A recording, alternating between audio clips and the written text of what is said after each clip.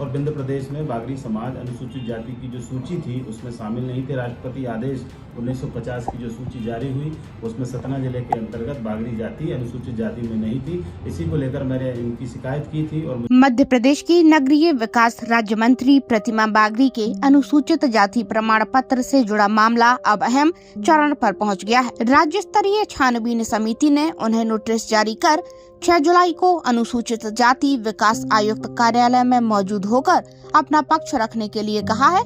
Committee इस मामले में सभी पक्षों की बात सुनने के बाद आगे फैसला करेगी। इस मामले में खास बात ये है कि कमेटी ने सतना कलेक्टर को निर्देश दिए हैं कि नोटिस की जानकारी प्रतिमा बागड़ी के गांव और मोहल्ले में मुनादी करवा कर दी जाए।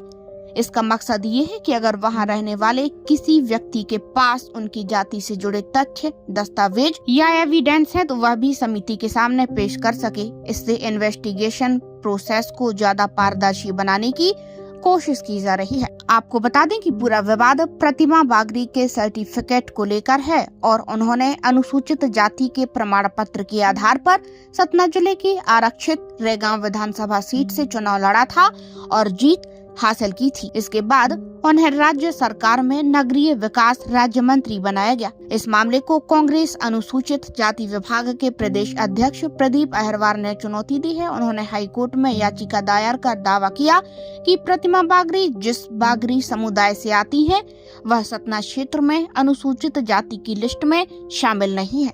मामले में छानबीन समिति ने 6 तारीख को प्रतिमा बागड़ी को आहूत किया है और मुझे भी आहूत किया है। अपने साक्ष्यों के साथ मैंने साक्ष्य दे चुका हूं, लेकिन एक बार पुनः कुछ और साक्ष्य मैं छानबीन समिति के समक्ष रखूंगा। और मैं दावे के साथ कह रहा हूं इस वीडियो के माध्यम से कि प्रतिमा बागड़ी 1950 की स्थिति में अनुसूचित जाति की बागड़ी जाति में शामिल नहीं थी।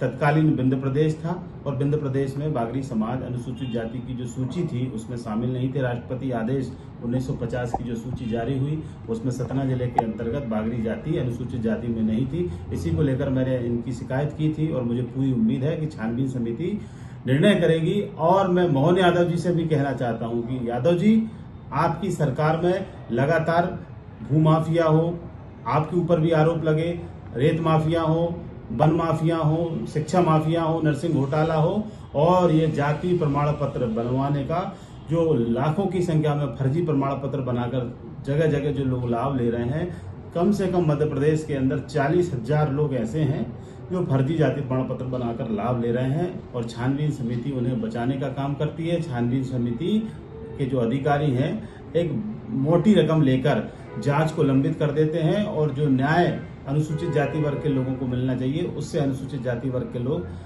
वंचित रह जाते हैं। मेरी आपसे अपील है कि आप छानबीन समिति में जो जांच की स्थिति है और जो जांच की गति है उसको तेज करने का काम करें और जो न्याय अनुसूचित जाति और जनजाति वर्ग को मिलना चाहिए उनको मिल सके, क्योंकि आरक्षण हर वर्ग के लिए नहीं है, आरक्षण अनुसूचित जाति वर्ग और जनजाति वर्ग के लिए है, क्योंकि सदियों से इन वर्गों को दबाया गया।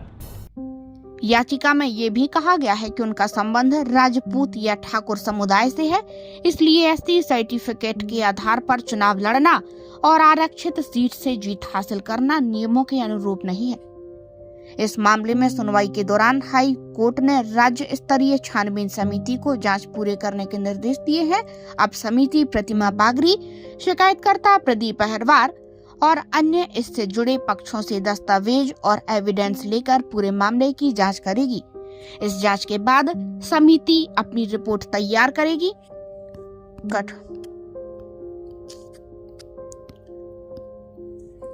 इस जांच के बाद समिति अपनी रिपोर्ट तैयार करेगी जिसके आधार पर आगे की कानूनी कार्यवाही तय होगी।